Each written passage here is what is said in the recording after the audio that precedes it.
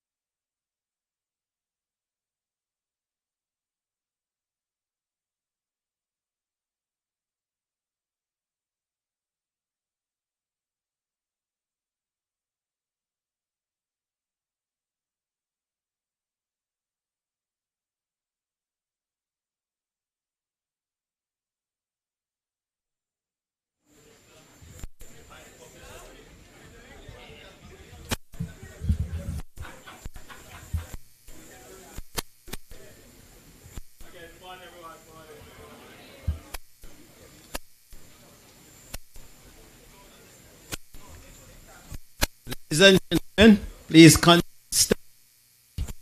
playing of the national.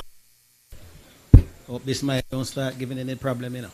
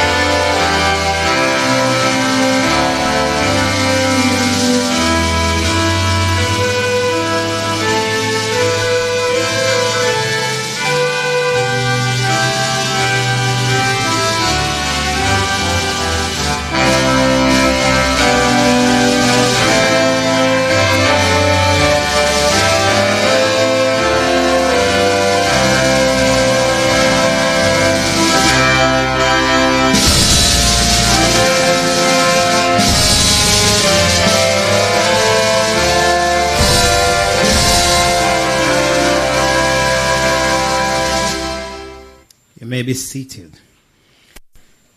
Ladies and gentlemen, it is my distinct pleasure to welcome you to what is truly a defining occasion in the landscape of national development. The commissioning of the Parnassus irrigation system and launch of the Parnassus Agro Park right here in the beautiful parish of Clarendon. My name is Dermot Spence, and I have the pleasure of serving as your master of ceremony for this morning's proceeding. Oh, I'm also the permanent secretary in the Ministry of Agriculture, Fisheries and Mining. At this time, please allow me to formally acknowledge presence of several distinguished individuals who have taken the time to be here with us for this very significant event. Mr. Prime Minister, we waited on you patiently. The atmosphere was electrifying. The amount of distinguished ladies and gentlemen, all who are here today, is just too many to name. And to be honest with you, we are very happy from the agriculture side, sir, that you have come here with us this morning.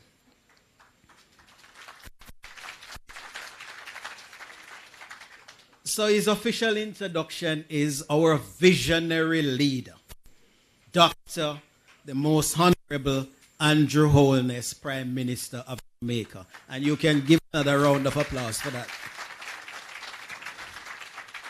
Her Excellency Judith Slater, British High Commissioner to Jamaica. Please make her welcome. Our hard-working and dedicated Minister, the Honorable Floyd Green, Minister of Agriculture, Fisheries and Mining. The Honorable Franklin Witter, Minister of State in the Ministry of Agriculture, Fisheries and Mining.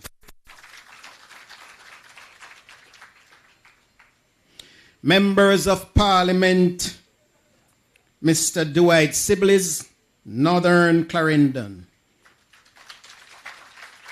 And Mr. Robert Chin, Manchester Southern. His Worship the Mayor, Councillor Joel Williams, Mayor of Maypen. Mr. Darren Newman, Advisor to the Vice President, Caribbean Development Bank. Minister of Religion, Reverend Dale Evans Worry. SSP Shane McCullough, Divisional Head, Clarendon Police Area 3, and other members of the Jamaica Constabulary Force and other security personnel here this morning. Please give them a round of applause. Distinguished ladies and gentlemen, excellencies, heads of agencies, chief technical directors, other members of the Ministry of Agriculture, Fisheries and Mining, members of the media, our farmers, agro-processors, other stakeholders who are all here with us and are joining also online. Ladies and gentlemen, please make everybody, one and all, welcome. Welcome to the commissioning of the Parnassus irrigation system and launch of the Parnassus Agro Park. It is important that we pause for a moment to invite the presence of the Lord to guide this event, the work ahead, and the future of all involved. I invite Minister Worry to bring a word of prayer.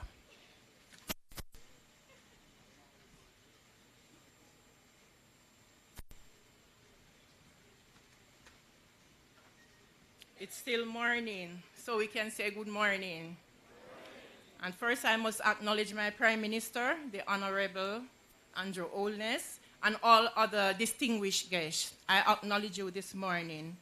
And, you know, I must say it's a pleasure. I'm just living outside here in Gimme Me Bit. That's where I'm living. And I'm pleased to be here this morning as we are commissioning the Parnassus irrigation system and the launch of the Parnassus Agro Park program. It's a wonderful program. I must say it's a great program by the government and leaders of Jamaica. And I hope it will be a blessing to all involved. Let us pray. Heavenly Father, we thank you for life, and we thank you, Lord, for this new day. As we gather today, our hearts are full of gratitude. Lord, we bring before you these government agriculture farms across Jamaica and here in Parnassus. We ask for your hands of blessing upon every seed planted, every worker involved, and every plan that is made by those who lead. May these farms not only produce abundant harvest, but also serve as channels of provision and hope for our communities. Grant wisdom to those in leadership and those who oversee the agriculture policies and programs. May their decisions be guided by integrity, sustainability, and a heart for the people. Strengthen the farmers and workers, bless their hands, keep them safe, and let them see the fruits of their labor. Let the land yield its increase.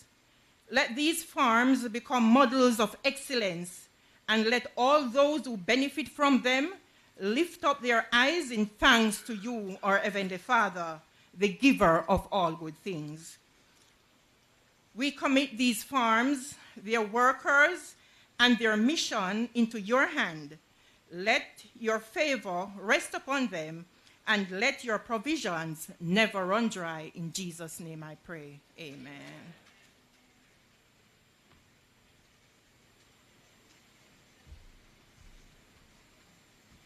Thank you very much, Minister Worry, for inviting the presence of the Lord to be with us this morning. It is now my pleasure to invite His Worship the Mayor, Councillor Joel Williams, Mayor of Maypen, to deliver the welcome.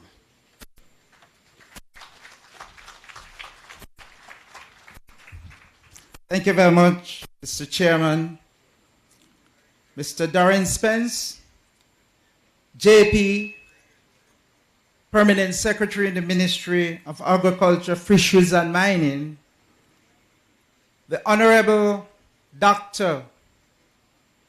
Andrew Holness, Prime Minister of Jamaica,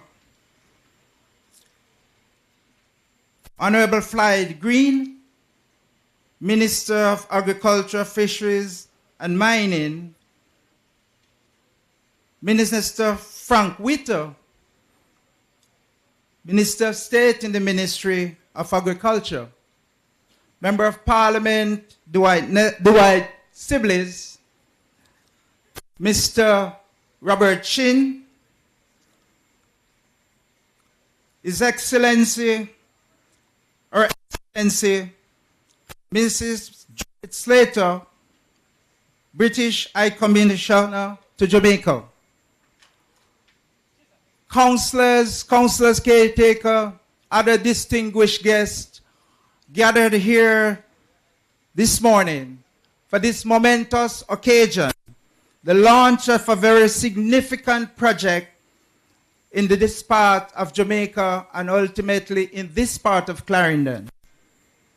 Those of you who gathered here might not have known that the last time we had any significant project of this kind was during the 1980s with Springplain.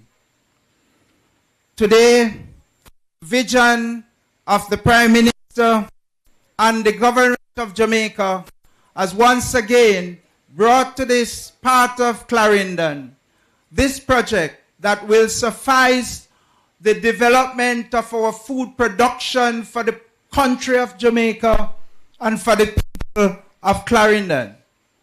And by extension, will be providing the kind of opportunities that the farmers in this part of Jamaica has been yearning for since the downturn of Springplain.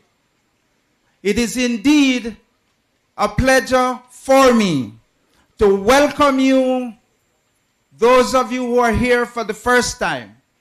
I am pretty confident that this project will sustain itself and will bring the reward to the people and to the country and to the GDP of Jamaica that make us continue the prosperity that we need to make sure that Jamaica become the country of choice to invest. Without any further ado, I once again want to welcome you and ask of you, those who are here, to make sure that you will enjoy yourself, but by extension, the farmers who will be producing, I ask of you to do so with diligence, because Jamaica needs this kind of project now more than ever. Welcome you all. Thank you very much, and God bless you.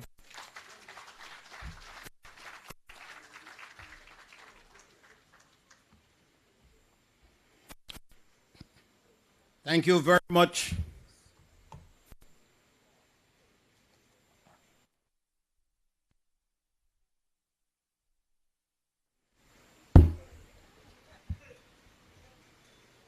Thank you very much, Mayor Williams. From what you have expressed, this commissioning and launch is indeed a major step in the right direction for this community. We hope that it will bring you great future. At this time, we will be having two greetings from two distinguished ladies.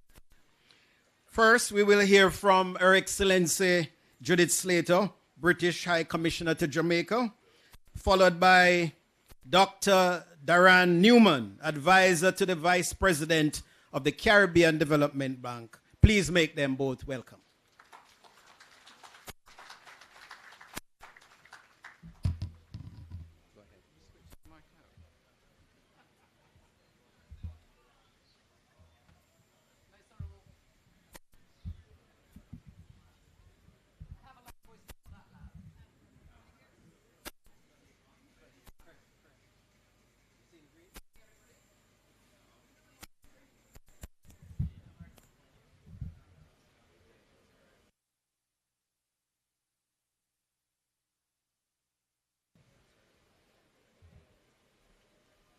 Most Honourable Prime Minister Dr. Andrew Holness, Minister of Agriculture Floyd Green, Minister of State Franklin Witter, MPs PS Dermot Spence, MPs Robert Chin, Dwight Siblis, Mayor Councillor Joel Williams. After that, I think all protocol observed, and great to be here. Welcome everybody.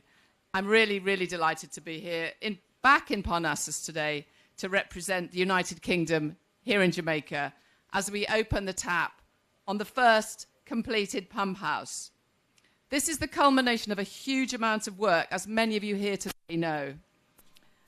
And it's the first of what I hope will be a number of celebrations, Minister Green is nodding, over the coming months as this project comes on stream. So that's at Amity Hall and Essex Valley, in addition to Parnassus. And we're standing in a place where once fields were difficult to irrigate, where access to technology was limited. Today, with innovation and partnership, we're opening the way to harvest opportunity, turning challenges into growth. And the UK government is proud to have funded this vital agricultural development project, which speaks directly to the needs of Jamaica. Through a grant of over £17 million, so that's 3.5 billion Jamaican dollars, from the UK Caribbean Infrastructure Fund, the Southern Plains Agricultural Development Project will make a real difference for farming communities in St Catherine and Clarendon. This Parnassus Agro Park project in Clarendon is designating nearly 400 hectares of irrigated land to farmers and will be supplying nearly 9.6 million gallons of water per day, improving facilities for farmers to handle and store their harvests, and building 12 kilometres of new roads. And roads are so important, as we all know. But it's not just about building infrastructure. It's also about ensuring that support reaches those who need it most in an inclusive and equitable way, by strengthening the capacity of local farmers, including women, youth, and people with disabilities. And this was a key element of the project for both the UK and Jamaica, I know. And to that end, the financial criteria for leasing land have been made more flexible and generous for those that were here before. And importantly, a new matching grant scheme will be introduced to support low-income farmers, helping them to invest and innovate so they can grow more, earn more, and build more resilient livelihoods.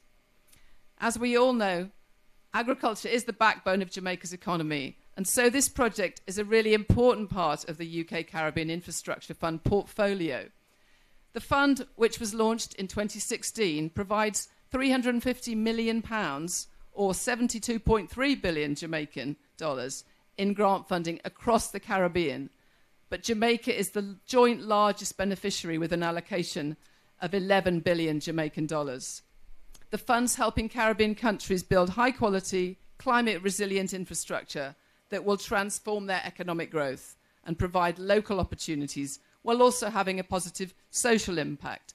So there are 13 capital projects in 9 countries, building roads, ports, water, sanitation systems, resilient energy facilities, and of course, these 2 agricultural development projects here in Jamaica, Southern Plains and Essex Valley.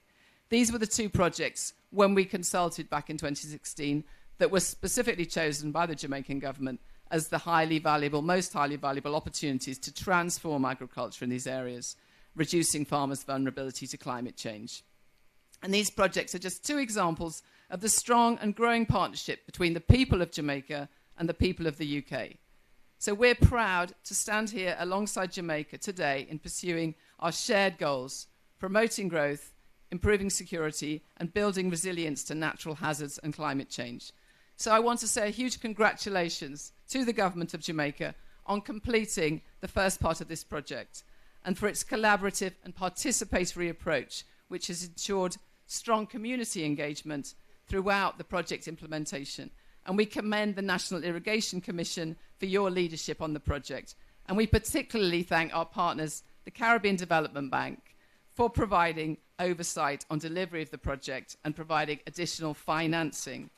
So many congratulations. This is a day of celebration, and I look forward in the months ahead to seeing the other projects come on stream and having more such happy days of celebration. So thank you very much indeed for being here.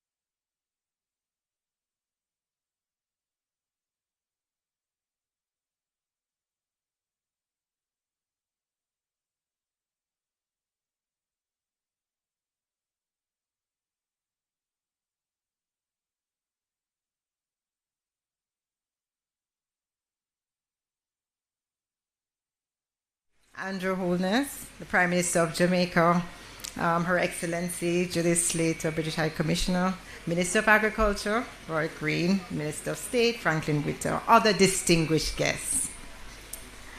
Firstly, allow me to convey a heartfelt apology for our Vice President of Operations, Mr. Isaac Solomon of the Caribbean Development Bank. He's unable to join us today, but I am here and I will do my utmost best to represent the bank ably. First of all, I'm so glad to be back in Jamaica, my home country, and it's with deep pride and renewed purpose that I join you here today for the official opening of the Parnassus component of the Southern Plains Agricultural Development Project. And we see this as an initiative that strengthens a major step forward in Jamaica's agricultural transformation. But it's more than commissioning an irrigation system. Of course, it's the realization of a shared vision of a food-secure, climate-resilient Jamaica. This project emerges as a critical inflection point, you'll all agree, for Jamaica and our region, as climate change accelerates and trade dynamics shift. Our food systems face unprecedented pressures. The investment today is accordingly of high potential to help Jamaica navigate those challenges. Today, we continue a journey to sow seeds of resilience, innovation, and prosperity with a view to building a more resilient food and nutrition security systems for generations to come. To our partners, the Government of the United Kingdom, we express our profound appreciation. Your investment through the Caribbean Infrastructure Partnership Fund, the UK CIF, exemplifies a shared visionary development cooperation. That funding has brought us here today, as we just heard, and as we prepare to deliver climate resilient infrastructure, modern irrigation systems, and renewed opportunities for farming communities like this in Clarendon. For CDB, the Caribbean Development Bank, this is also a reflection of shared values and a joint commitment to sustainable and inclusive economic development.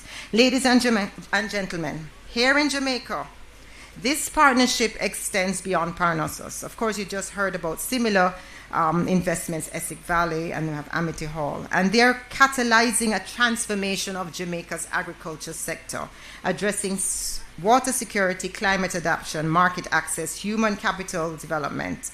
And these signal a recognition that, our climate resilience and food security are not peripheral concerns.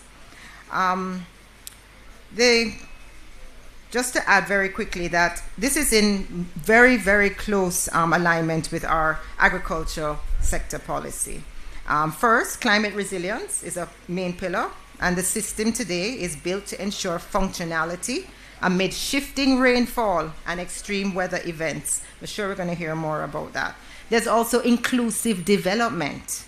True progress is measured not only in an increase in production and sales, as we know, but the improved lives of our farmers and other people in the communities.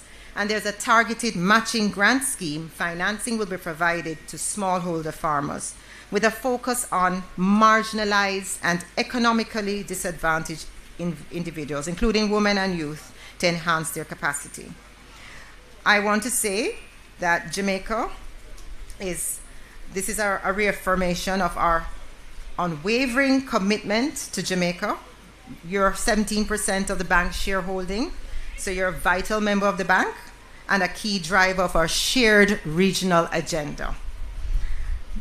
You must, as the years move ahead, we must make leaps and bounds in building the enabling public systems for climate resilient agriculture to flourish and forge equitable market participation partnerships that help farmers.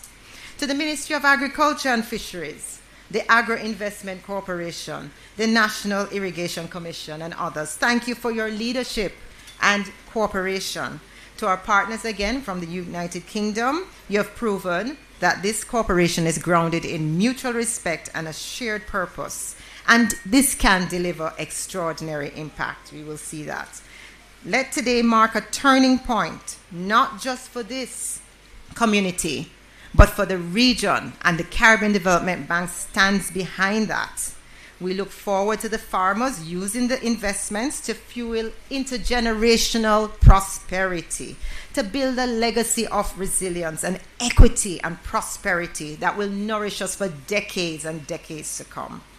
Thank you so much for making this investment a catalyst for a more food security Caribbean, one farmer at a time. Thank you and congratulations to all involved. Bye-bye.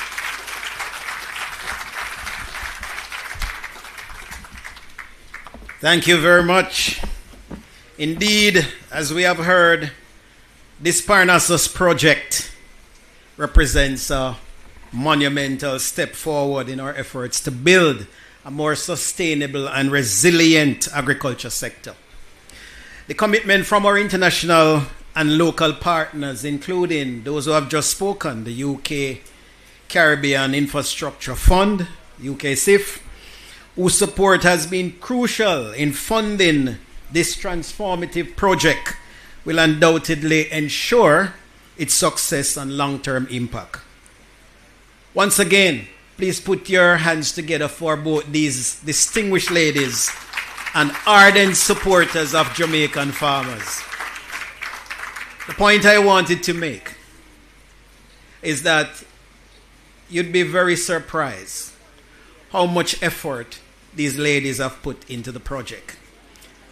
Yes, we recall the days and nights when we are down in St. Elizabeth, sometimes eating a little fish when it gets pretty late, as we tour the areas and we're being motivated to complete the project on time, providing all those notes. Where is Barbara? PIOJ. Boy, she likes to hide around the back, but I can tell you, a tower of strength and support around there. Please give her a round of applause in making all these inward missions happen like clockwork. To the entire team from the UK CIF and the CDB, our sincere thanks. Ladies and gentlemen, at this time, we are pleased to be entertained by a talented young man. He's a creator who is very poetic. He's very skilled, and he used poetry to amplify and celebrate the Jamaican culture. Please join me in welcoming Mr. Corey Rhymes. Mr. Rhymes, where are you? Please make him welcome.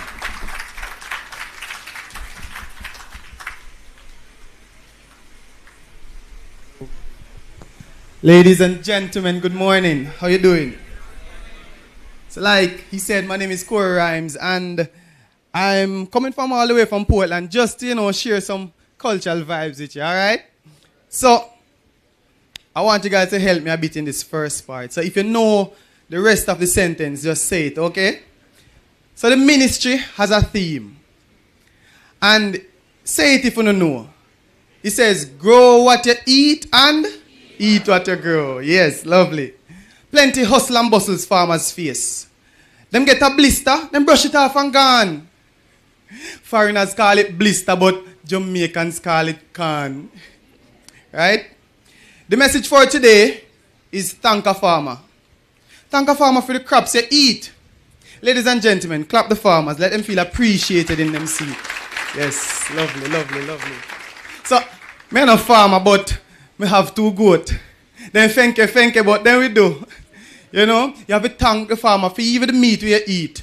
Yeah, man, you have to thank the farmer too. So, how important are our farmers? That we can measure on a scale. Let's just say, without our farmers, Jamaica would definitely fail. The sweet yellow yam, the banana we love so much, the onion, scallion, sweet pepper, all the scotch bonnet we cannot touch. Because me a one boy, me no like bun. So the pepper, me put one side. Yes. Give me the sweet potato. And the corn Sammy plant and died. Now, today is a very big day. 38 farmers get 38 lease. Land of them can plant them crops, and the rest of Jamaica can feast. The government do them work. A step in the right direction, I say. And if you continue like this, Jamaica get better day by day. So yes, we have to thank the farmers. You know, them so important, the love of the show. Because for sure, we are going to grow where we eat. But we also going to eat what them grow. Listen, man, we have to thank the farmers for sure. They're very important. You know, they plant the crops. And us Jamaicans, we are so blessed. We are so wonderful. We make some amazing, amazing dishes. Wouldn't you say? I believe that Jamaica has the best dishes. Don't you agree, guys? Yes, it not sound like you don't believe it, though. Yes, man. World renowned and all of that. So this next one is called Jamaican dishes. So Jamaica have the best food. That's seasoned to the bone. You ever taste rice and peas so nice, you could have eat it alone? You lick your lip and say, the food a shot. To all that seasoned down and nice, you can't believe a rice and peas that. Prime Minister, when last I ate some good food? Boiled breadfruit and dasheen.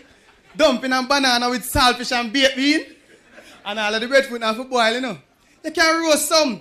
Get all a cup of sour sap juice and yam breadfruit and run down. Me love total bad. When see my granny, she prefer blue jars. She said, Bammy and Musa bad like yas. But don't ask me what Musa, cause I promise I don't know. But my mother make the kind of potato pudding will make you curl up your toe. Aki and saltfish. White rice and curry goat. A problem when Jamaicans go river go run boat. Me not say the food will tie you, but you will get caught in that loop. Whereas if you go reunion, go drink the goated soup. A plenty food we have, not to mention rice and peas. That are the national Sunday dinner, whether locally or overseas. The oxtail is another one. That make you can't straighten your toe. Me just a drop off of the phone, off of the bone. The food are the best. I want to know. Thank you so much for having me. My name is Corey Rhymes.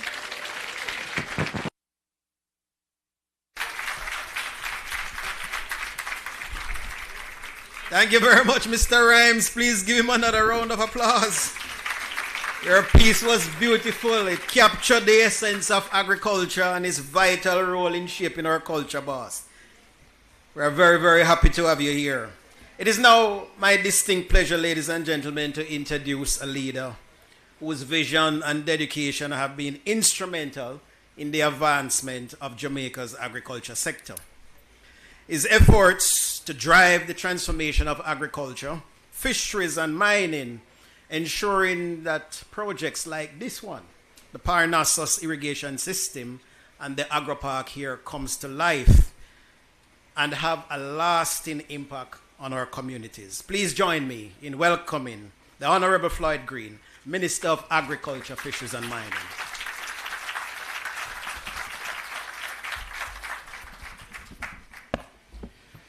Thank you very much to our Permanent Secretary Spence, who is our chairman for today. Prime Minister, Dr. the Most Honorable Andrew Holness, our British High Commissioner, Her Excellency Judith Slater, Minister without portfolio, Minister Morgan, who called to say he is on his way, State Minister Franklin Witter, who is always here working very hard to move agriculture, fisheries and mining forward, the Member of Parliament for Northern Clarendon, Mr. Dwight Sibley's, good to see you. The Mayor, Councillor Joel Williams, I'm happy that you reminded people that the last time we had something like this in agriculture was in the 1980s. I wasn't born yet. I wasn't born as yet. CTD, Courtney Code, and other members of the Central Ministry team, of course, are friends from the Caribbean Development Bank. I love when they're here. It means the money is here. Dr. Newman, good to have you and the team here. Our chairman of the Agro Invest Corporation, Mr. Ian Murray, chairman of the and members of the board, chairman of the National Irrigation Commission, Mr. Vitus Evans, and members of that board, CEO of the National Irrigation Commission, Mr. Joseph Giles, and members of the team, project manager, Mr. Williams. And the NIC has done something very good today. They have brought in all their administrative professionals to join us because today is Administrative Professionals Day. Can we say happy? Yeah, give them a big round of applause. Our CEO of the Agro Invest Corporation, Mr. Vivian Scully, and members of the Agro Invest Corporation team. I know our JAS team is out here, led by President Dobson and CEO Grant other heads of agencies. RADA is here, our parish manager from RADA is here, and other parishes, the RADA team is out here. Members of the media. I'm doing all of this so the Prime Minister doesn't have to do it. Members of the media, farmers, agro-processors, PIOJ is also here, and we have to, the PIOJ is also here. They did a lot of hand-holding to ensure that we could be here. The Hard Trust Emily Park team is here, and they have to do a lot of work in relation to training here. Ladies and gentlemen, the most important people here are, in fact, our farmers. So, good morning, everybody. I really do stand here with immense pride and joy as we commission the Parnassus irrigation system and launch our Parnassus Agro Park.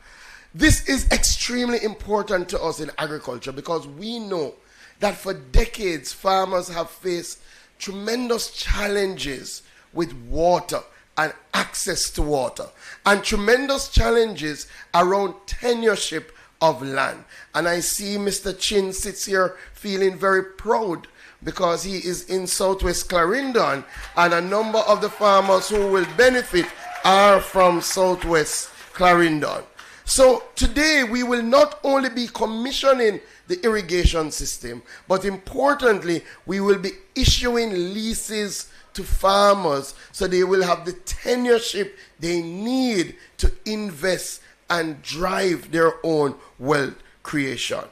This is part of our Southern Plains Agricultural Development Project, which, as you heard, comes by way of the UK Caribbean Investment Infrastructure Fund to the tune of £17 million. And you would have heard from the High Commissioner.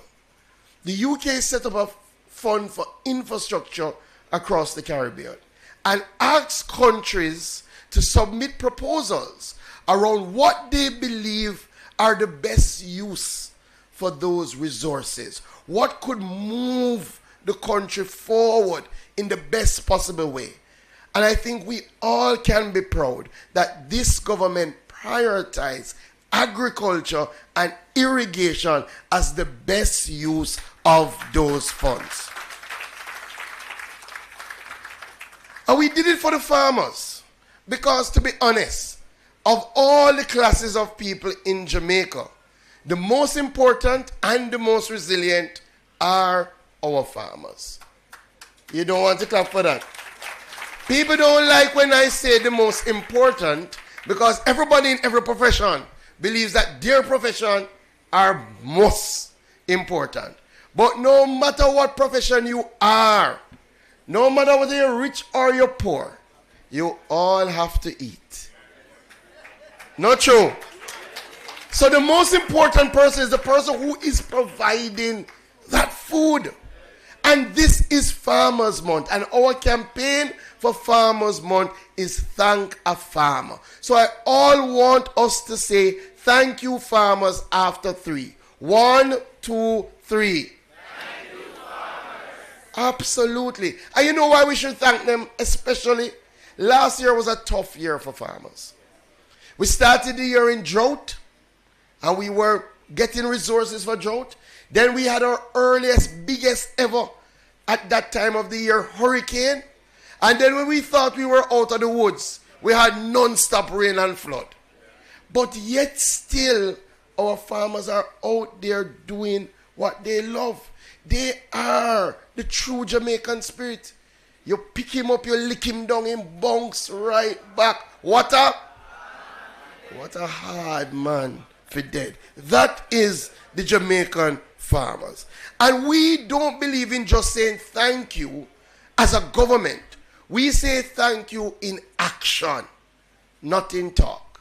Because talk is easy. But love has to be a verb. You have to show that you love in a very tangible way. So we're saying thank you today to our farmers in Farmers Month by ensuring that they have access to over 700 acres of irrigated arable land right here in Parnassus. This will be managed by the Agro Invest Corporation and the National Irrigation Commission. In fact, what we are doing, we are transforming former sugarcane lands into productive investment-ready zones with modern agricultural infrastructure. Let me highlight, we are not displacing the farmers that were there. Very important. We have reserved of the 700 acres, at least half of it, to ensure that the farmers who were there, along with youth, women, and persons with disabilities, they will have priority access to these lands. Through the National Irrigation Commission, we have drilled and developed 3 new replacement wells, which will collectively supply 9.6 million gallons of water every day to meet the crop irrigation needs of the park. But we never just did the wells. In fact, we've installed 13.6 kilometers of pipeline to bring the water from the wells to the farm. We have installed the pumps, and we have also put in pump houses, fire suppression systems, state-of-the-art modern equipment, and rehabilitated and constructed 12 kilometers of road in the agro park so that you can get to your farms. That deserves a big round of applause. Additionally, we have done some drainage work because we know we're going through periods of intense rainfall, so we want to ensure that when the rain comes, you will not be flooded. Let me quickly point out that this is just phase 1 of the project. Prime Minister, I know you will be happy to know, because you have directed that this must be so, that in all our new agro parks, they must have irrigation, they must have a good road network, but additionally, they must have storage and packing facilities. We are going to move to construct storage and packing facilities so that in times of glut, we can store, extend the shelf life, and serve our people. Additionally, we don't want you farmers to have to run up and down to find the National Irrigation Commission, to find the AIC, to find RADA. So we're going to construct some administrative offices down here in Parnassus, so you can go and find the representatives right there to serve you. This is just one of our projects. And you would have heard the High Commissioner. And I really have to pause a little bit to thank her for her leadership. Can we give our High Commissioner a big round of applause? I'll be honest, we have had some good UK High Commissioners. Very, very good. And this High Commissioner, since she has been here, she has visited this area and Essex Valley, I don't know how many times. But I think she appreciated that it is important to come out in the field to see what is happening and to ensure that the contractors on the ground recognize that at the highest level, this project is getting the attention. And it has worked. It has helped Mr. Williams big time, because when he says the High Commissioner and the Minister and the CTD and the Permanent Secretary is coming, contractor them start to work double time to ensure that we meet the requirements. So beyond this pad, we want to have our Prime Minister very soon to come down with us to Essex Valley. Prime Minister, we are 90% complete with the installation of pipes and fittings. We have done the rehabilitation of most of the roads and drainage. We're currently doing some work. You may not know, for those of you who don't know Essex Valley, but we've laid over 60 kilometers of pipe. And we have rehabilitated over 30 kilometers of roadways. All the pipes have been installed and they've passed the pressure testing. We're 85% complete with the construction of the administrative building, 84% complete with the construction of the agro-processing facility. So Prime Minister, we want to get you down there, because that processing facility can store up to 22 containers of produce. That will be the biggest we have built in decades in agriculture. This is a part of our strategic pillars, which revolve around the new face of food. We're focused on food security, agribusiness development, climate smart expansion, climate smart technologies, and export expansion. But not just in talk, in action. This is about expanding domestic production. This is about creating jobs and providing opportunities in farming, in logistics, in agro-processing. This underscores that this government is serious about driving food security and driving agriculture. On the other note, I have to commend the teams from the Agro Invest Corporation and from the National Irrigation Commission.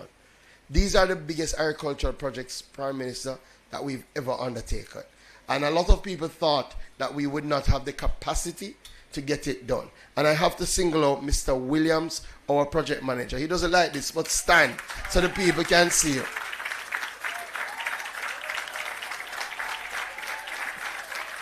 There was a time that when the PS and I sat down, we were very concerned.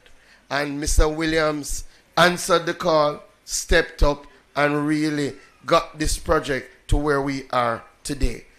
We are about transforming agriculture, revolutionizing agriculture, embarking, as the Prime Minister has mandated, on a new era of agriculture by improving access to land, irrigation, and technology.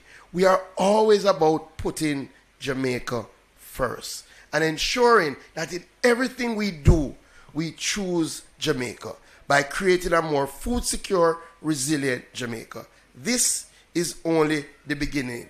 And I see all my agencies from mining are here, JBM, the JBI.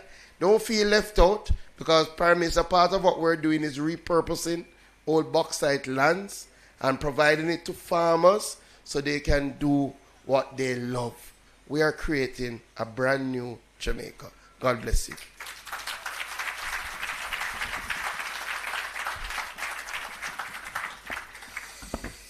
Thank you, Minister Green. Very impactful, very inspiring. Please give him another round of applause. You know, Honorable Prime Minister, before you came this morning, when I arrived, a farmer walked up to me. Mr. Spence, the Prime Minister come for true? So I said, yes, he wouldn't make a promise and we wouldn't set up all of this. He's not going to be here. Him said, that is good, We just want to know, say, income, We just want to know, say, income. You know, if you do nothing more than just come true, So I said to him, I bet you did not know that the Prime Minister is a farmer himself. He said, I didn't know that. Well, I said, yes. His father is a farmer, currently very active in St. Elizabeth. The Prime Minister has his own greenhouse and is very, very keen on technology application in it. Water timing and all kind of thing. It's a serious matter. It's mango season. Some of you don't know, but Prime Minister, I'm pleased to advise, it's $5,000 a dozen. You could be supplementing your income from right up there. The only thing I'm asking you, let me get one for taste this year. I tell you, I'll say one more thing, All of this that you are seeing here looking so nice, it's a facade. Prime Minister, this is truly a facade. So when people say you go and you turn on water, you do a thing and then the thing vanish after, I'm guaranteeing that this will vanish. Because where you are, ladies and gentlemen, you are on a farmer's plot.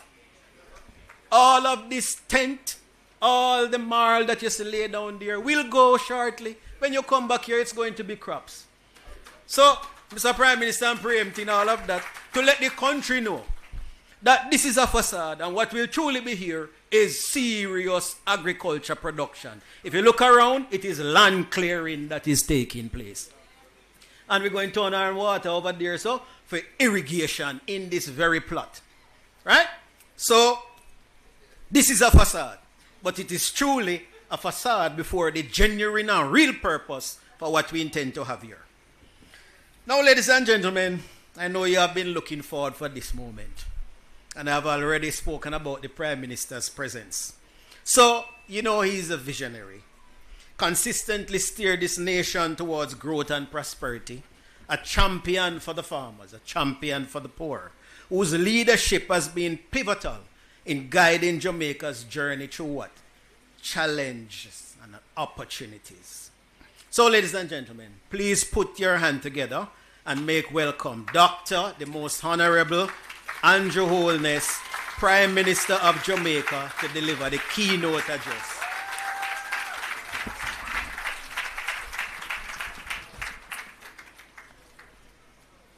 Permanent Secretary, I don't know why you have felt the need to tell this audience my business.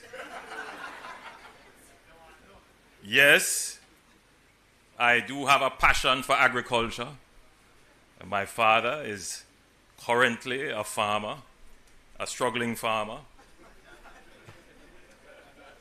I spent many summers on his farm, and so I have a deep appreciation for the struggles that farmers go through. Weather, finance, and of course, this very strange thing we call predial larceny. I have searched for this in other countries, and I can't seem to find it. It is a Jamaican affliction. 2-foot puss.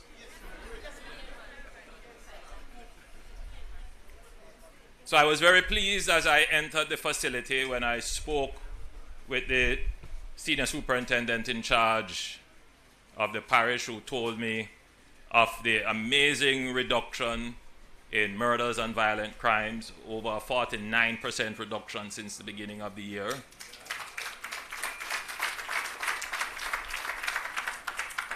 I offered my commendations to the police team. They have done an amazing job.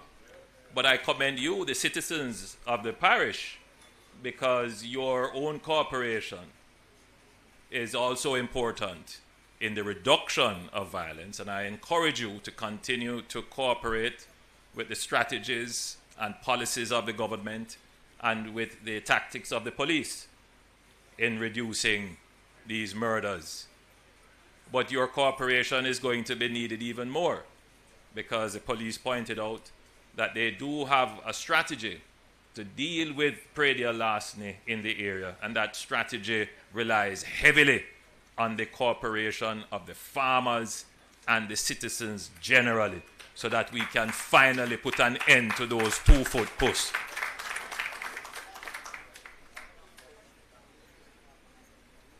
Minister Green, thank you for bigging up everybody, but I must big up our British High Commissioner.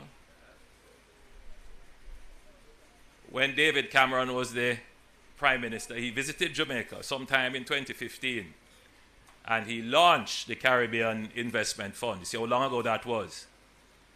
I was then leader of the opposition. I had an opportunity to meet him, and this was part of the discussion. So I'm very happy today, in 2025, 10 years after, to be able to turn over to the farmers of Clarendon this agro park. Jamaica has about 40% of its landmass which could be considered arable, meaning you can farm it. Of that, presently, only about 15% would be irrigated. 15%. With this and Essex Valley, the Southern Plains Agricultural Development Project, SPAD it is called, we will probably get close to 20% of our arable lands irrigated. That's still not enough. I want you to consider what that means. It means that you can only exercise some degree of control over your agriculture in only 15% of your arable land. The rest of your lands would be subject to the vicissitudes, the change in weather. So the output, the productivity that you would like to get would be subject to climate change issues, weather issues, and that's not good for sustained agriculture. And so the strategy of the government, which is why when we were asked, what would you like the support that is coming from the Caribbean Infrastructure Fund to be deployed into, we said, let's put it into making our agriculture resilient and sustainable. Let's build infrastructure that mitigates climate, weather, and other factors. And so that is what we're doing here today. This is a big thing. Now, we have another big project that is being worked on. Minister Green pointed out that the last time the Minister of Agriculture did anything of this magnitude, which would be Spring Plains, he wasn't born yet. Well, to give you a sense of the generations, I was.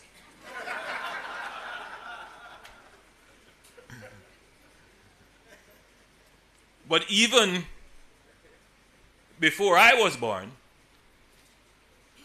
the politician after whom I was named, Michael Manley, had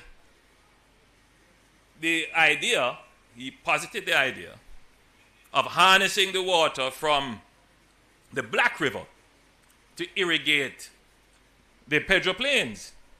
That was 50 odd years ago. It wasn't done. I'm pleased to say that we are well on our way to doing it.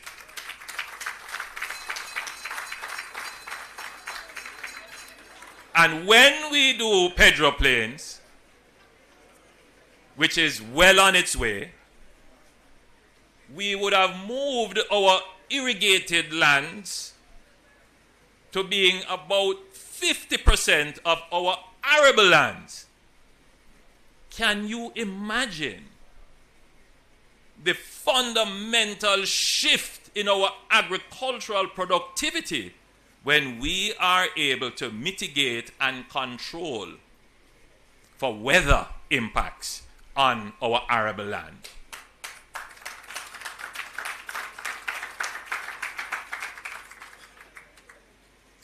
That's fundamental. But this is not the kind of achievement that voters celebrate, unfortunately.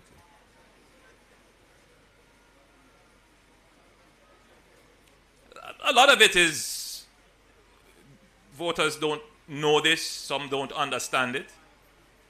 But the farmers who have been practicing mulching for decades in southern St. Elizabeth, because that is how they mitigated the weather effect, when they now have reliable water that is coming from pipes and irrigation systems that they can plan in advance, they will see the transformation. And what the average voter will see is far more foodstuff in their supermarket shelves and in the Coronation Market and in Linstead Market and in all over.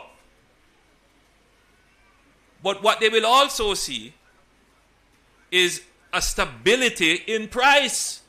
So this will have an impact on the cost of food.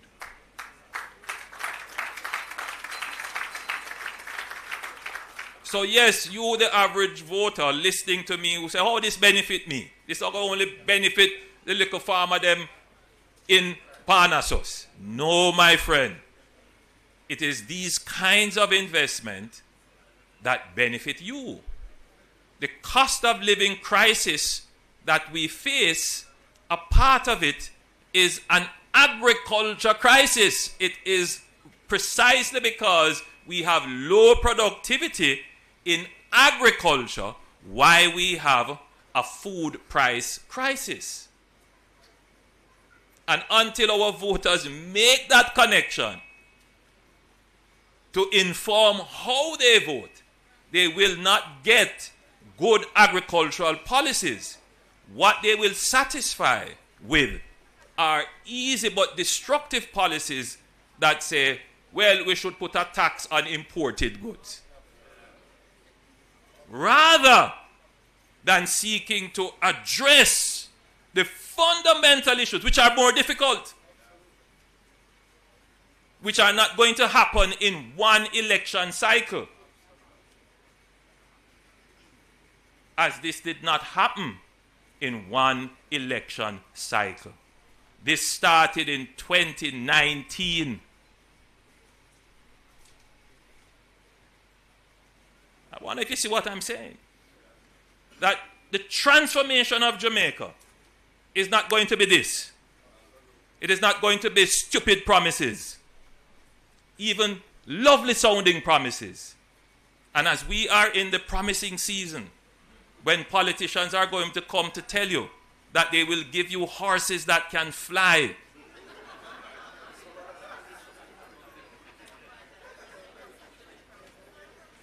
the worry is not the politicians who are going to tell you that the horse that they are selling can fly. The worry is the voter who believes.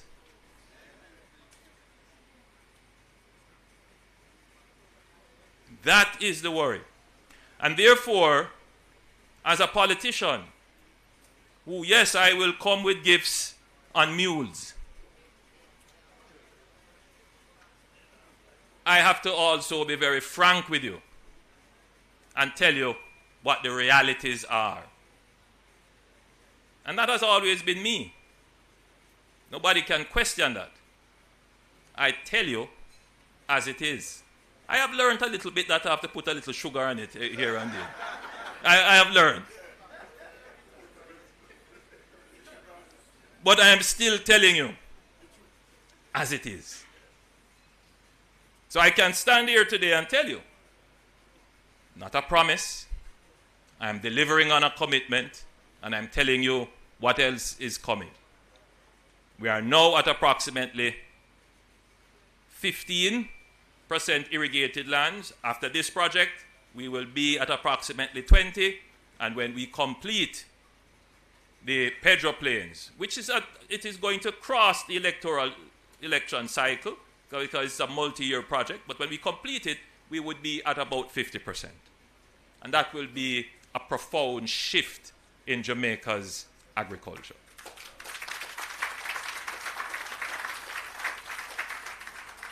So I could very well end my presentation here, but my speechwriters would be upset. So it is my great pleasure to welcome you to the official opening of the Parnassus Agriculture Agro Park, an important step forward in our ongoing mission to transform agriculture in Jamaica. Today, we not only celebrate the commissioning of critical agricultural infrastructure, but we also recognize its role in my government's pivotal, or rather my government's pivot towards inclusive, sustainable, and climate-resilient growth in rural agriculture. Today, we are planting the seeds of resilience and opportunity. This agro park represents a future where Jamaican farmers are empowered, communities are revitalized, and our country moves closer to a competitive and climate-resilient agriculture sector. Agriculture is not just a pillar of our economy, it is the foundation of our national food security. As global supply chains face increasing pressure and climate change threatens traditional productive systems, it is more important than ever that we as a country can feed ourselves. A strong agricultural sector ensures that our people have access to affordable, nutritious food, even in times of crisis. It reduces our dependence on imports, shields us from external shocks, and creates the conditions for real independence, economic and social.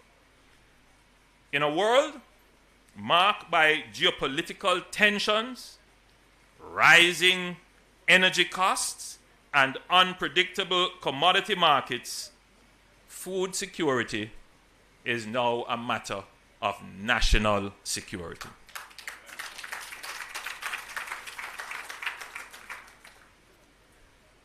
But food security is also an important part of our economic policy. Food security is seen as an important part of what they would call the microeconomic policy. Agriculture, how do we get farmers onto land, get the prices stabilized, put in place infrastructure to support them. But in a sense, it is also a part of what you would describe as the kind of macroeconomic policy as well, because having a strong agricultural sector is a buffer to inflation. And I want to spend just a minute here to drive home that point. Because when the average Jamaican hears about inflation, the first thing that comes to mind is my purchasing power is going to be eaten out because the prices of goods have increased, and therefore our wage negotiations, and I'm not dealing with wage negotiations here, but immediately there would be pressure on wages to be adjusted upwards in order to compensate for the loss of purchasing power due to inflation. I want you to think back for me, all of you who are here, including those of you who were born in the 80s and 90s, that's the beginning of your world, who may not understand the tragedy that Jamaica went through in the 90s with inflation. And in the 2000s, early, the impact of inflation then. The conversation then was about the macroeconomic adjustment. So it's either you're going to increase your wages or increase your interest rates to keep your currency stable to avoid currency-induced inflation or imported inflation. But we have never had a conversation about the impact of increasing productivity on inflation. That's not a consideration in the Jamaican context. In other words, for the last 4 or 5 decades, we have not addressed the issue of productivity. So the permanent secretary uses a term, facade. He says it's a facade. The strategy of constantly trying to adjust wages to keep up with inflation is a facade.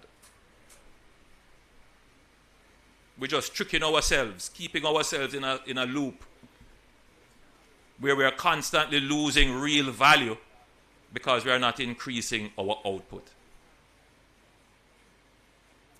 So what you have to see this as is an attempt to have a genuine, real increase in Jamaica's productivity, in Jamaica's output.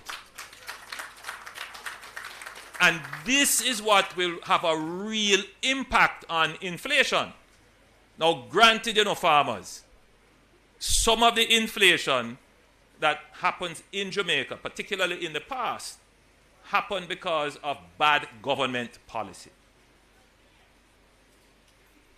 Now, we have put bad government policy out of the mix by putting in place strong institutions.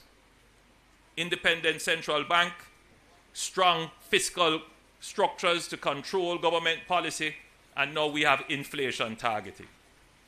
And so you will see that Staten released this month figures which were incredible. I think it was something like 0% inflation.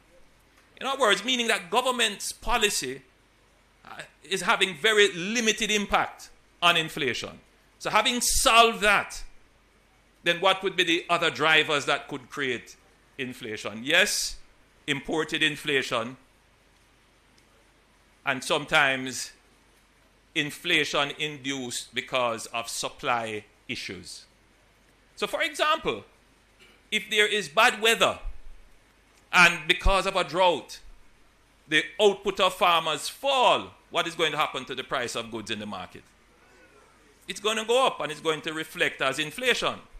But if you make the hard choice that even when you're going to get costs for not doing things immediately, but you have made that long-term investment in digging the wells, in cutting the roads, in cutting the land, in getting the titles for the farmers, in building the reservoir to store the water, in buying those pumps, which take a long time, to make sure that when this comes into full operation, rain or shine, you will have a level of output that will keep prices stable.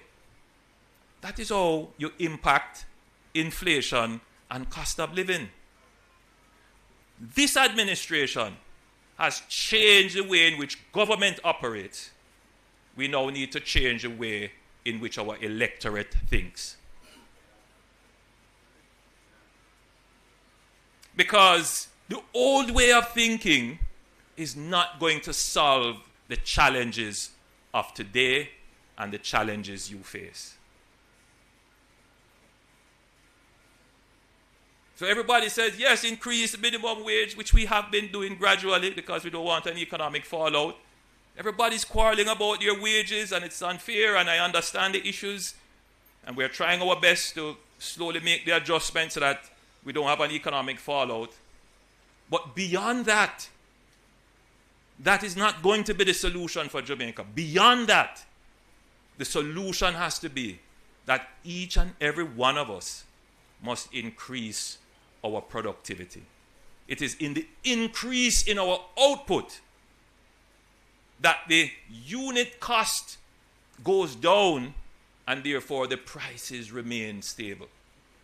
How do I get the average Jamaican to appreciate that and shift the mentality to look at how do we become more productive? What this is an investment in our productivity.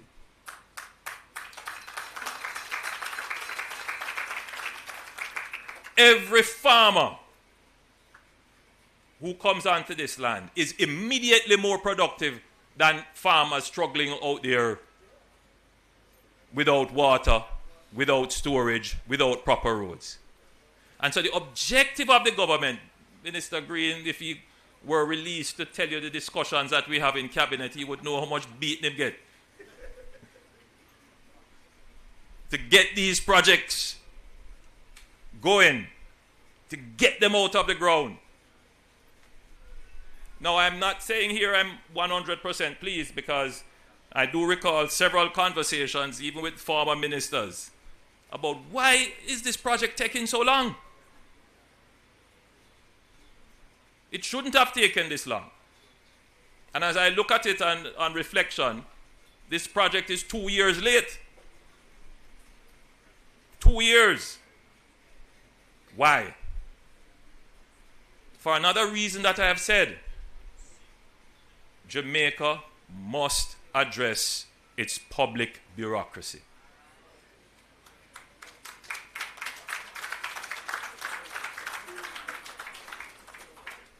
You know, we have gotten caught into this culture of analysis paralysis. Yes. And there are those who will seek to say that you are corrupt, that you are trying to circumvent procedures.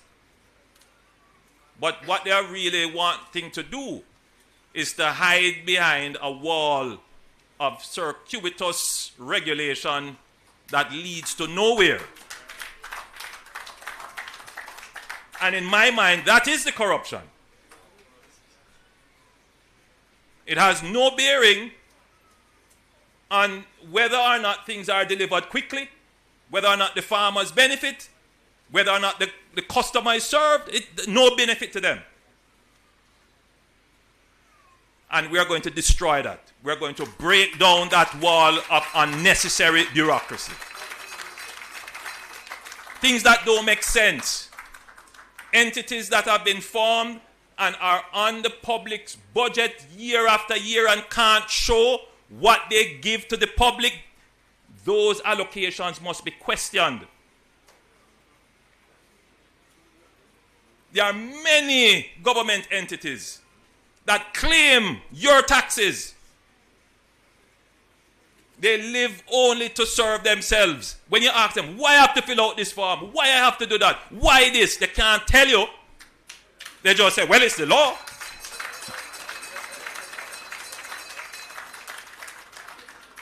And for those who are quick to be critical, just sit down and listen. Because Jamaica is not the only country going through this. I listened to Keir Starmer make his presentation after I made my pivot speech. And it was as if he took my pivot speech and reread it. And he made sweeping changes, or will make sweeping changes, spoke about the NHS, spoke about digitization and other things. But it's not just Keir Starmer. I mean, I don't want to draw on Doge in the United States. But just up the road from us in the Dominican Republic, who would be in our peer group, they recognize this and they are moving swiftly ahead to make their bureaucracy agile. We have to rethink the dense layer of bureaucracy that we have placed on our public servants. They don't want to innovate or take any risk, lest their names be dragged mercilessly in the public domain. That is not going to help us grow. I keep saying, there are those who believe that they can deal with corruption by shaming people, destroying people's reputations. But they will never speak about inefficiency. They will never examine a system for its inefficiency. And what costs us as Jamaican taxpayers is inefficiency. Oftentimes, the flip side of corruption is inefficiency. And if you want to deal with corruption, deal with inefficiency.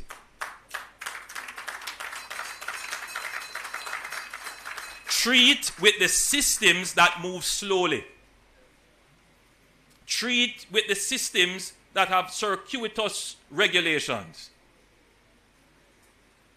Because in systems that are efficient, there is no room for corruption. Because efficient systems, by definition, are transparent systems. So when we talk about addressing the bureaucracy of Jamaica, we want to make our bureaucracy transparent. We want performance to be evaluated so that you can see and match effort to outcome. So that there is no secret veil that separates someone's effort versus outcome. And that's where we have to move with dealing with bureaucracy. So this project, in my estimation, should have been at least a year and a half earlier. So our growth has been delayed. And we accept it because, there's a thinking in our culture that if it didn't take long, it wasn't well done. That's very strange for the fastest people in the world.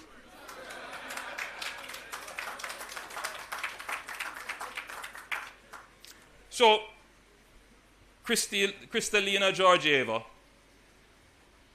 the head of the IMF, she made a presentation recently speaking about the global challenges as a result of the emerging trade conflicts. And in her presentation, which I thought was very sobering and very thoughtful, she said that she is not expecting that there will be a recession. However, she is expecting that there will be a slowdown, and they will probably come out with revised figures for global growth. And she is also expecting that there will be some inflation, but no hyperinflation,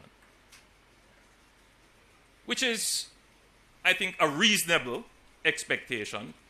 But bear in mind that is just an outlook. It all depends on the moving parts that we cannot at this time predict where they will go. But she also said that when these major changes are happening globally, it is the small countries that are impacted the most. Small countries are impacted the most.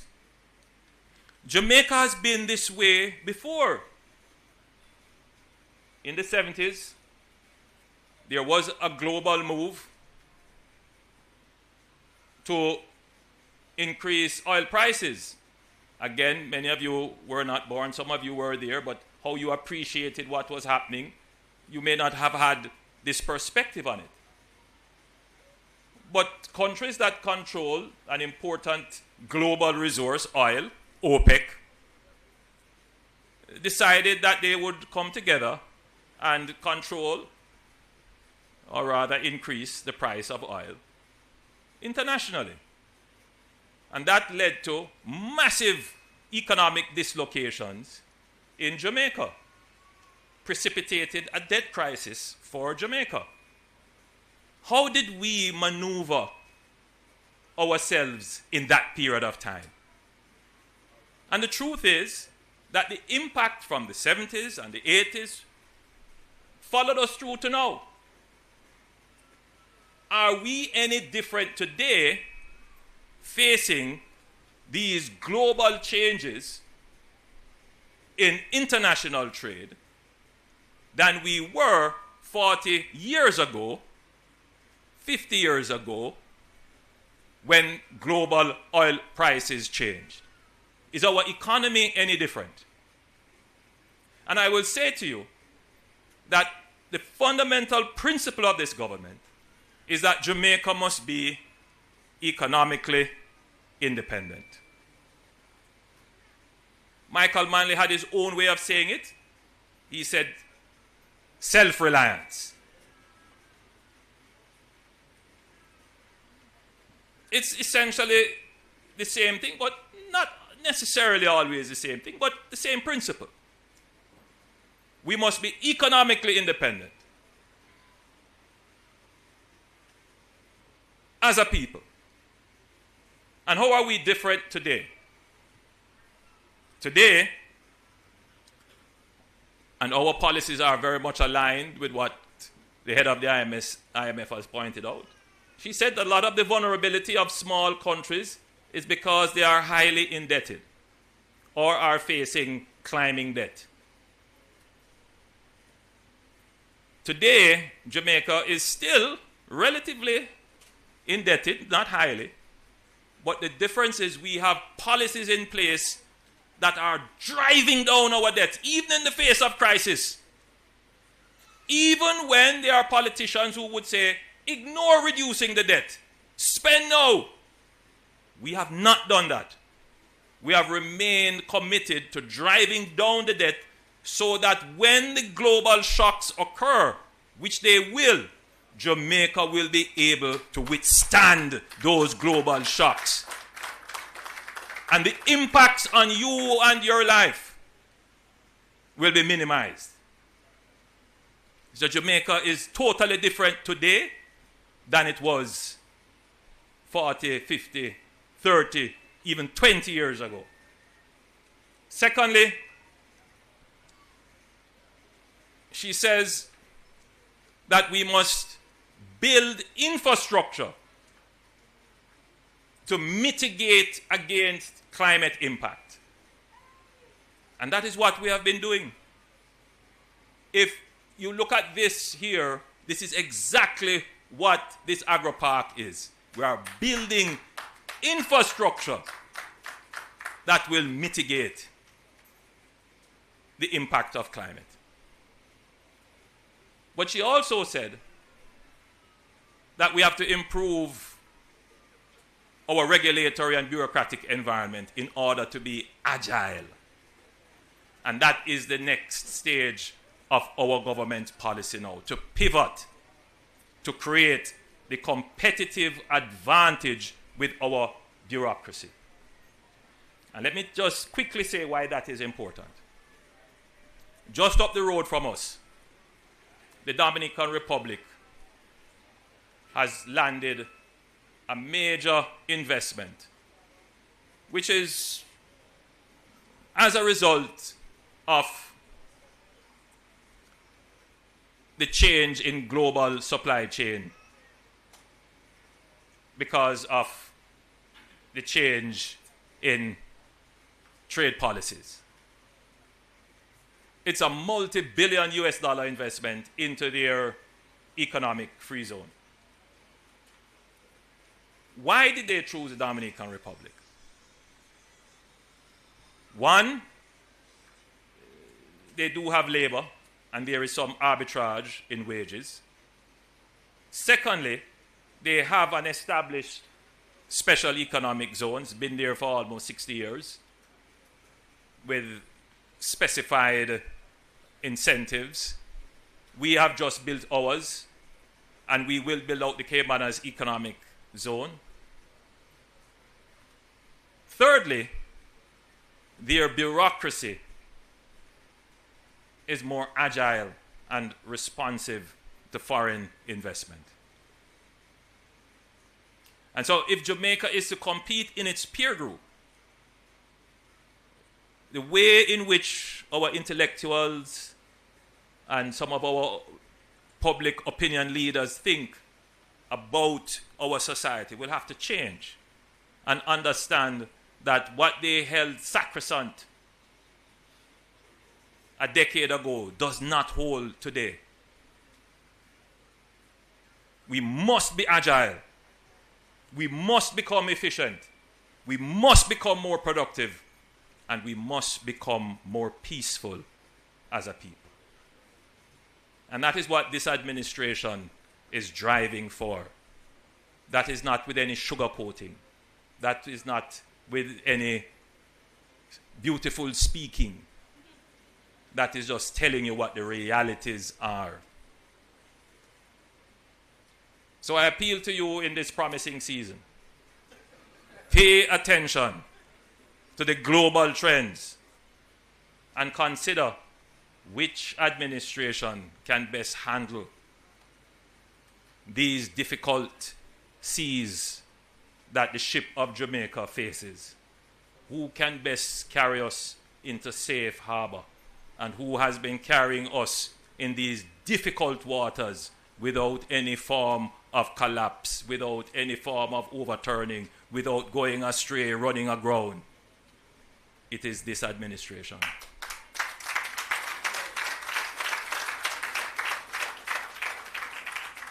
And so every week, this has never happened in the history of Jamaica. Every week, I'm in the field doing this, handing over a major project, turning on a water supply, housing scheme, everything we're doing. Because we have been a working government, not a promising government. We are a working government. We are delivering to the people. And we do it bearing in mind that our development must be inclusive. you have approximately 700 acres here at Parnassus, an old sugar plantation. This was sugarcane lands. And we have allotted 400 of those 700 acres specifically for small farmers. So I don't want to hear this argument that we're leaving out small man out of development. Rubbish! Everything that we do, we think about every sector of Jamaica. So we're making sure that our small farmers are incorporated and included right here at Parnassus. And then, out of that, we have allocated certain acreages for women, youth, and persons with disabilities. This is what development looks like. So, it therefore, and I should also say that there were some persons farming here before, and we sat with them. Some of them are here. And we said to you, look, you are farmers. We love you and respect you, but we know you're not the chaka-chaka business. And I know you're not comfortable in a chaka-chaka business. You want to be properly recognized. And so they made sure to give you proper lease arrangements. Some of you went to Hart and got trained. That's how we take care of our people.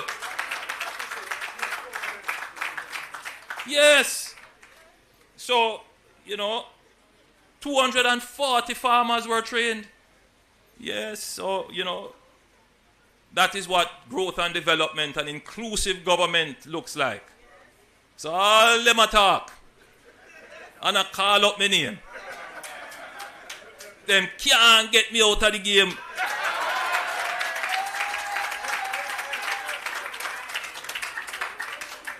So my friends, it was my great pleasure being with you. You have been a wonderful audience. God bless you. Farm enough, grow enough.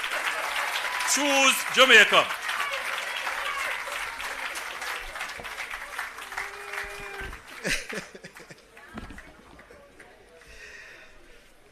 Thank you, Prime Minister Holness. Please give him another round of applause.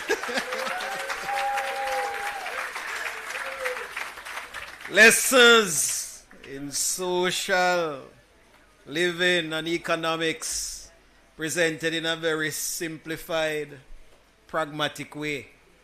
You can't miss it, It's like 000 in economics and in management. If you want to learn how to run a country, you can listen to the Prime Minister. I bet all of you feel empowered like you could go and run it yourself. Budding politicians around, can't get him out of the game. You understand me? Work with it. Work with it. Prime Minister, at this time we want to hand over the leases that you mentioned, because after that kind of speech, there's nothing else to do more than to make the farmers happier.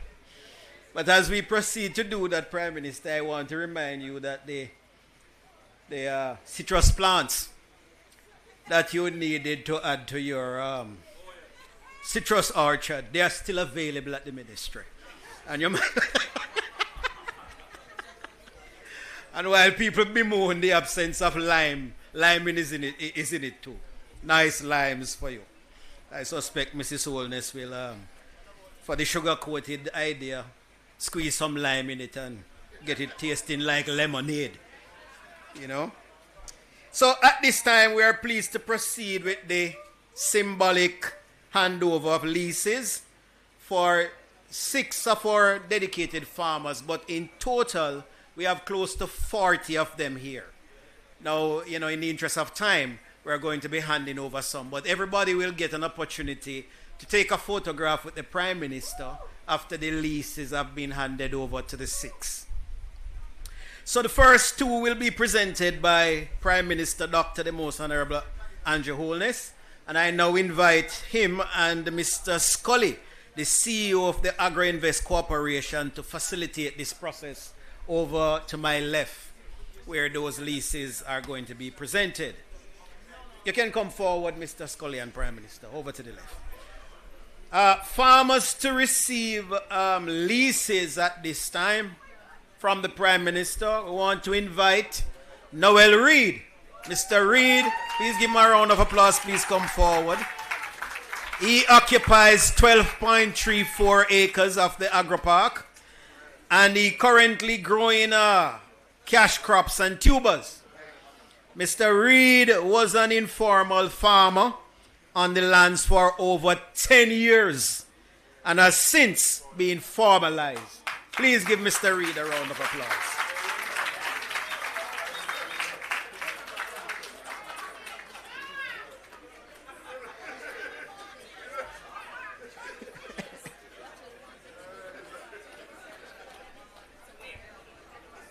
You want to move this? No, but you're going to block it. Yeah. All right. Next up, Chanel Henry, 29 years old. She occupies 93 acres. Oh, his father. Her father. The lease will be collected by her father, Mr. Vendris Henry. But his daughter occupies 93 acres, which she plans to use for orchard crops and pepper production. Miss Henry is a new investor and a beaming example of youth maximizing on the opportunities to excel in agriculture. Thank you very much, Prime Minister. Yes. Farmers to receive leases from the Honorable Minister. Please come forward, Minister Green. We want to call on stage here Mr. Roy Martin and Keone Smith, who have joint lease to occupy 6.13 acres of land, and they are also in the business of cash crops and tubers. Both of them, please give them a round of applause.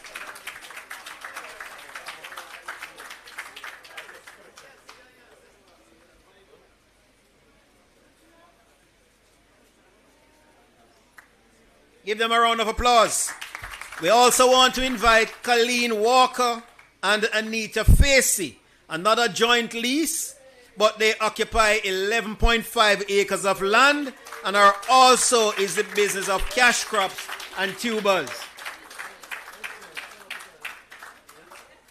Minister and Prime Minister, these are professional members of the Hard Trust NTA staff.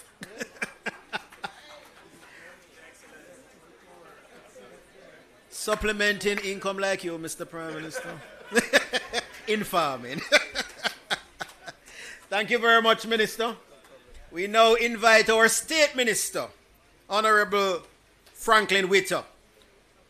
And we are going to be asking to join him on stage Julian Crooks, Israel, operating on 6 acres of land. She intends to grow Scotch bonnet pepper, sweet potatoes, and sweet corn.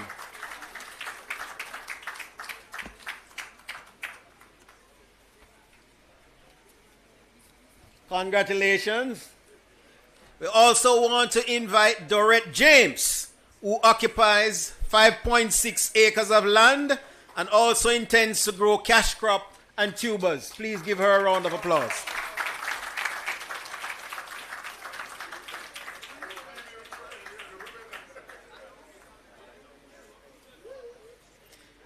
Great. Please give them all a round of applause. Gentlemen, you may take your seat. Now, we have heard from our leaders and stakeholders, but it's important that we also hear from the people at the heart of this initiative, our farmers. And so at this time, we will hear a response on behalf of the lease recipients and the wider farming community. Please welcome a proud farmer and one of the beneficiaries of today's lease handover, Miss Anita Facey. Let us receive her warmly as she comes to share a few words.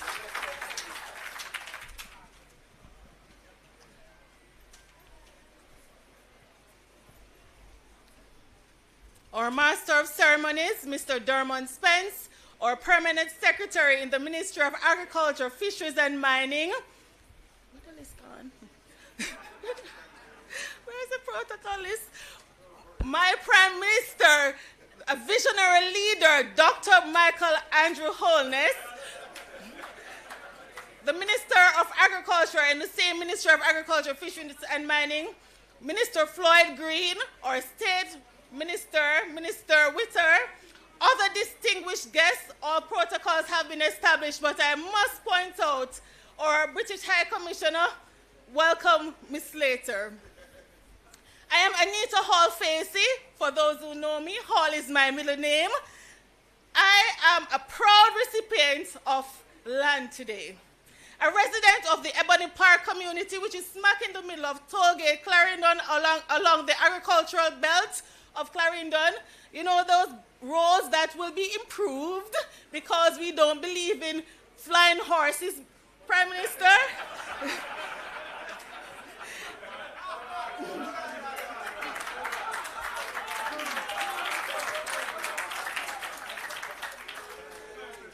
Yes, it is with humility that I stand here today on behalf of my fellow land lease recipients, expressing appreciation to the Ministry of Agriculture, Fisheries and Mining, the British High Commission, the Agro Investment Corporation, the National Irrigation Commission, and all the other key stakeholders and agencies who have provisioned us the opportunity to access not just land, but also a new start for Jamaican farmers. Ladies and gentlemen, this is not just about land ownership. It is about empowerment, prosperity, economic stability, and the future of our nation. Land is not just a physical asset. It is a cornerstone of economic development, social stability, and cultural heritage. According to the World Bank's collection of development indicators in 2022, 38.5% of our land was posited as agricultural land. And as our Prime Minister said today, it is 40%. Isn't that growth, my people? This lease acquisition is not just documentary evidence, it is a gateway for Jamaica to achieve its Vision 2030 sustainable development goals. While we strive to mitigate the paradigm shifts associated with climate change and food security, the lands that are now in our possession will be used for three key areas. Firstly, to increase the nation's gross domestic product via sound entrepreneurial practices. Secondly, to reduce our food importation bill. So firstly to say, Jamaica aims to reduce our food importation bill by 25%, and we can say that today we are well on our way, as this is aligned with the initiative of CARICOM. Thirdly, social stability. The sense of land ownership fosters a stable and cohesive society whilst promoting the development of our communities. As a proud co-owner of 11.5 acres of land, the property will be used by myself and Ms. Colleen Walker to produce cassava. Ladies and gentlemen, we need to produce cassava. My grandmother used to make me ring the clock in the night when I should be studying for CXC. I don't have maths now, even though I am an educator. But nevertheless, that's not why we're here. Right? So, as part of this cassava production, there will be fiscal opportunities, not just for my fellow landowner and myself, but also for Jamaica.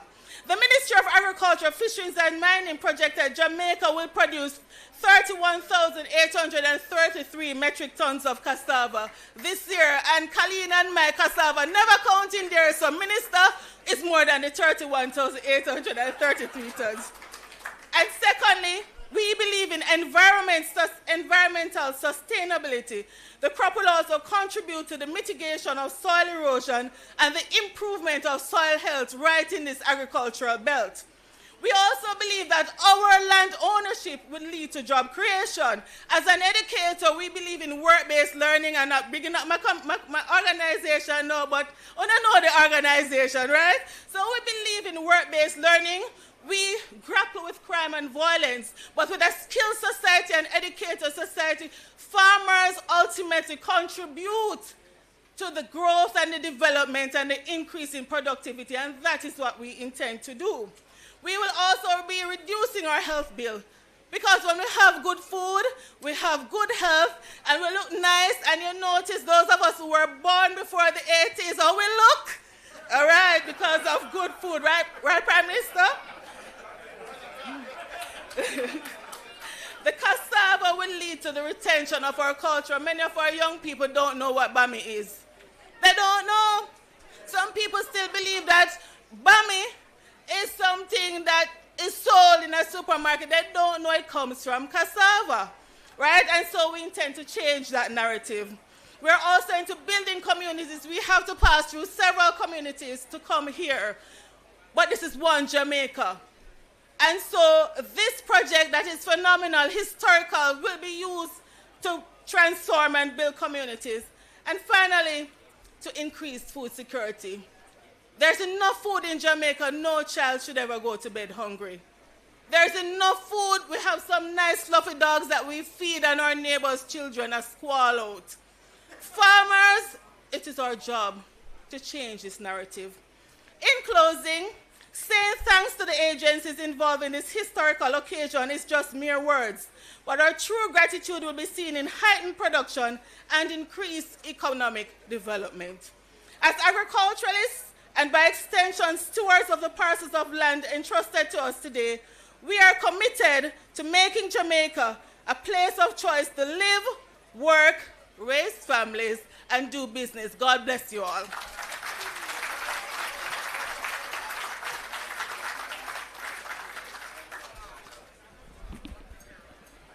What a day. What a day, what a day. Glorious day. Please give her another round of applause. When you plant cassava, Miss Facey, and you're headed into the hurricane season, like we're about to go in now, I'm going to give you a little piece of advice, which I didn't get. But if the hurricane is coming, seriously coming, you can just prune the cassava, and it will just recover immediately. No, nobody never did tell me that when I did worry about the hurricane burial that came. And so I lost 20 acres. Can you imagine that? 1 acre survived, and off that 1 acre, I think I made $1.5 million. Yes, 1 acre survived. So, Mr. Prime Minister, when I recommend farming to you, you understand that you're talking to a farmer too.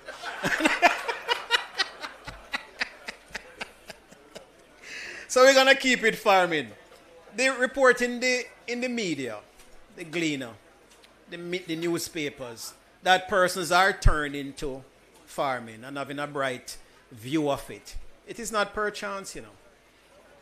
The Prime Minister would have explained, the Minister would have explained, we would have gotten the support. People are seeing that farming is a serious business for this country. The Ministry of Agriculture, Fisheries and Mining has been working towards this kind of pivot for years.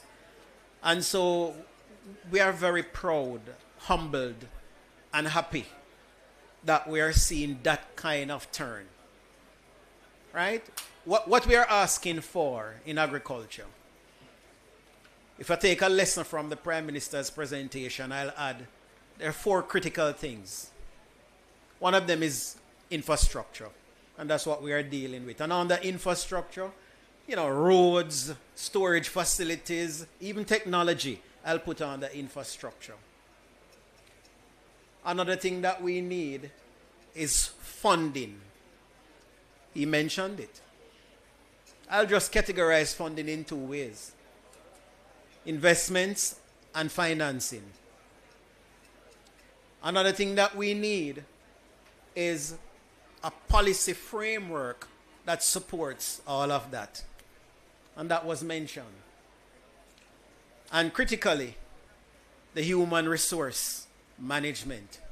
Anywhere investment is taking place, you want to have the kind of skills, competencies, the kind of energy to support it. As a matter of fact, the Prime Minister put it down to the productivity of the people. Yes? And that's where we are. And the ministry is proud that we have been getting that kind of support. Yes? And we need more of it, especially on the investment side. And so this is why this is so critically important. So, ladies and gentlemen, I want to thank you all for being here. But I'll say, we are going to be moving to the unveiling of the sign for the Agro Park, as well as we are going to be moving to the commissioning of the system. And as we do that, I want the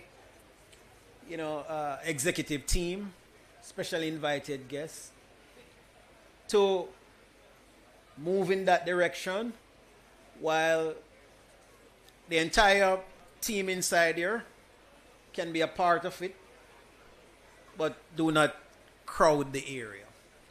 We will then do a tour because, Prime Minister, farmers are actually in the field right now farming. And we are hoping that you'll be able to see the activity that is being pursued. Sorry? You want him to plant as well? He doesn't. I told you he's a farmer, so he doesn't really have to demonstrate, but that's fine if you want to see. and so we will proceed in a small vehicle that will take us on that tour. Refreshment is provided. And so while the small team, go on that tour to look at the actual field out there, you will be refreshed.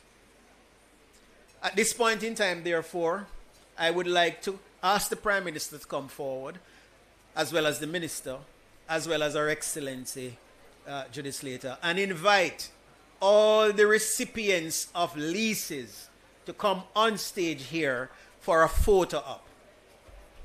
Please ask the farmers who have received leases, all of you now, to come forward and take a photo with the Prime Minister.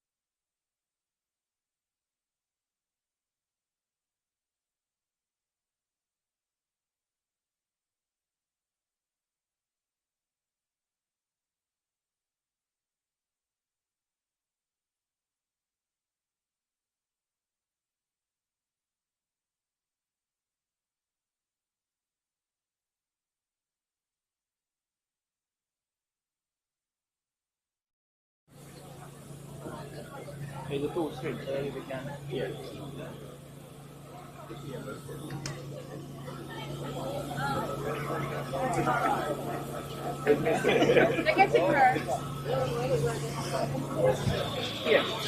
they're trying to get the pipes in the shots as well. Yes, I'm asking that if everybody can just come on this side, please. So do I need to untie this? Sure, I'm still in Clarendon. Yeah, still like right now. They put it down, sir. Alright. Alright.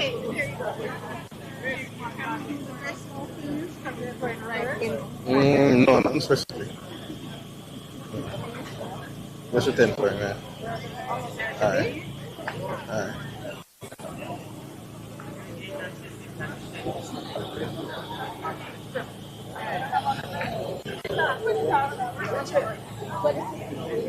What?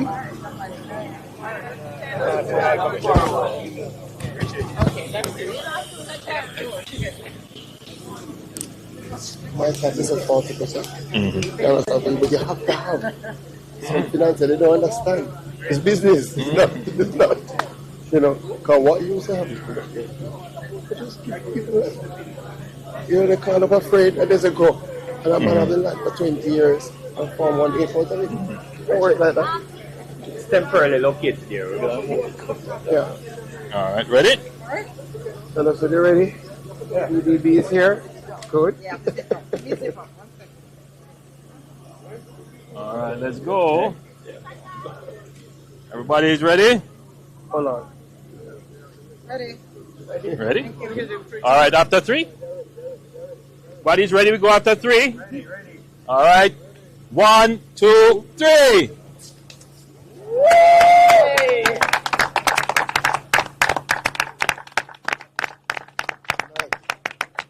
All right. So everybody water now. I think they're going to show you what they have inside, and they're going to show you the water. Whoops.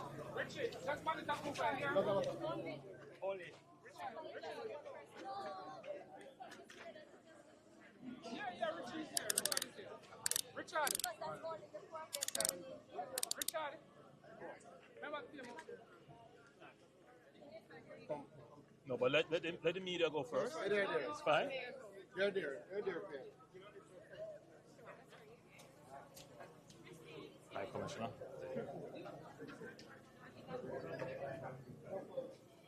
This is Mr. Giles, who is in charge or CEO of the National Irrigation Commission. Frank. Good morning again. Frank, you So we have see right here.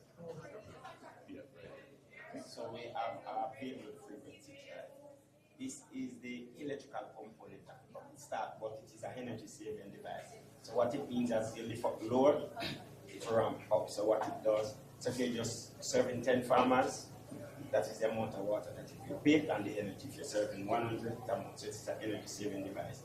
It has up to something about 40% of what the normal is. So we have the power supply. We want you to start this. First person start it officially. So this is the power supply. The safety is lift that up. You just spin that one button. So yes, this one. So which this one? This one. This one. So High Commissioner, I give you the privilege, please. Go ahead. Spin, yeah.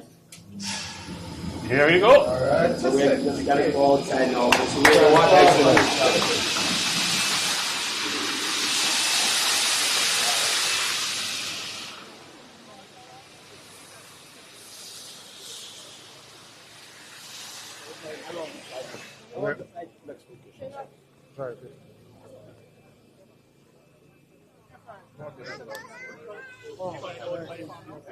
This way?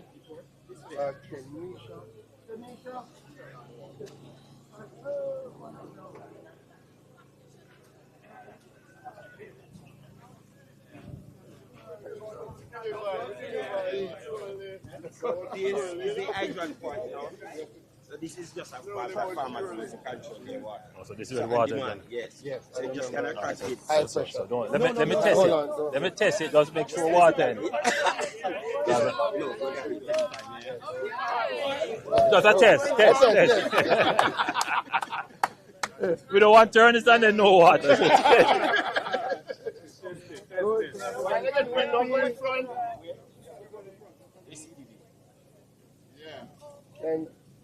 Come in, where's CDB? Come on this side. Wayne.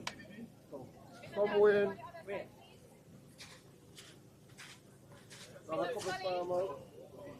Come Wayne, you work too hard, come. So our goodly permanent secretary had said that the stage and the tent was a facade, and that after the event is over, that will be removed, and the next time you see this place, it will be in full agricultural production.